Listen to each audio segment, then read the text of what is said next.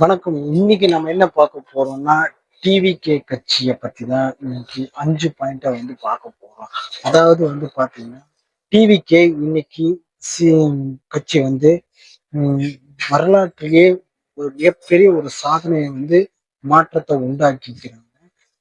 இவங்களோட சாதனை பார்த்தீங்கன்னா, முழுசா வெற்றி அடையலைன்னு சொல்லலாம். ஒரு 98% வெற்றி அடைஞ்சிருச்சு.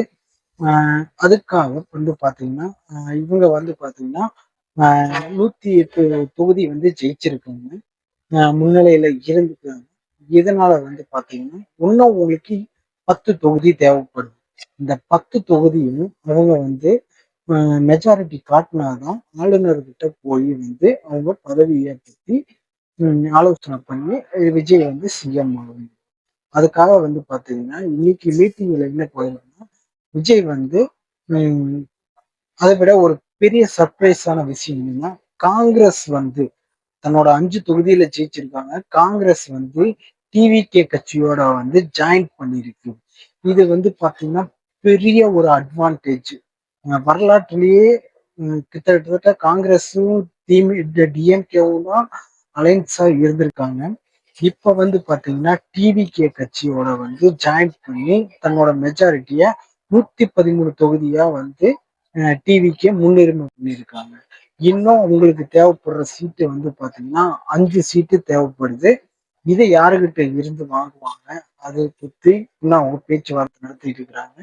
இப்ப ரீசெண்டா பாத்தீங்கன்னா ஏடிஎம்கேவோட பேச்சுவார்த்தை போயிட்டு இருக்குன்னு சொல்றாங்க. கண்டிப்பா ஒரு நல்லது நடக்கும். இன்னும் 5 சீட்டு இருந்துச்சுன்னா டிவிக்கு ஆட்சி அமைக்கப்படும். அடுத்து பாத்தீங்கன்னா சாயந்தர டைம்ல விஜய் தங்களோட மெஜாரிட்டியை காட்டுறதுக்காக ஒரு கடிதத்தும் ஆளுநர் மாளிகையில கொண்டு போய் இன்னைக்கு சேர்த்து பேசிட்டு ஒரு கிட்டத்தட்ட ஒரு அரை மணி நேரமா பேச்சுவார்த்தை போயிட்டு இருந்திருக்கு. கண்டிப்பா விஜய் தன்னோட மெஜாரிட்டியை காட்டி நாளைக்கு ஜோசப் விஜய் என்னும் நான் அந்த வார்த்தைக்காக மக்கள் கண்டிப்பா வெயிட் பண்ணிட்டு இருக்கிறாங்க. மாற்றம் உண்டாகிறது. ஆனா இவ்வளவு பெரிய மாற்றம் எல்லாரும் சேர்ந்து கொடுப்பாங்கன்னு நான் எதிர்பார்க்கவில்லை. அதாவது டிவிகே கட்சி ஆரம்பிச்சு கிட்டத்தட்ட 2-3 வருஷம் தான் ஆச்சு.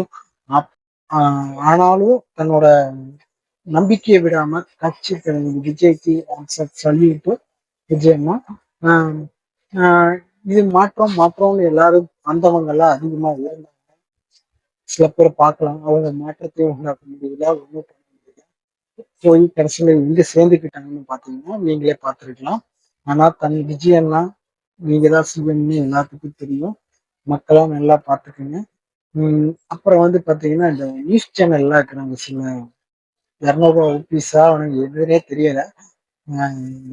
தாவைக்க நிர்வாகி ஒரு 7 வயசு சிறுமியா பாலியல் தொல்லை கொடுத்தனா ஒரு நியூஸ் போயிட்டு இருக்குது.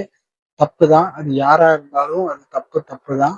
இதை நீங்க தட்டி கேட்கறதும் தப்பு தான். இதை எல்லாரும் தெரியப்படுத்துறதுக்காக தான் இந்த நம்ம சோசியல் மீடியா நெட்வொர்க் எல்லாமே இருக்கு. பேசுங்க, தப்பு இல்லை. ஆனா ஒரு கட்சிய உள்ள வரக்கு முன்னாடி அந்த கட்சியை பத்தி நெகட்டிவான ஸ்ப்ரெட் பண்றதுக்கு முன்னாடி கொஞ்சம் யோசிச்சு பண்ணிக்கோங்க. ஆட்சி அமைச்சோன்னா கண்டிப்பா நல்லது பண்ணுவார்.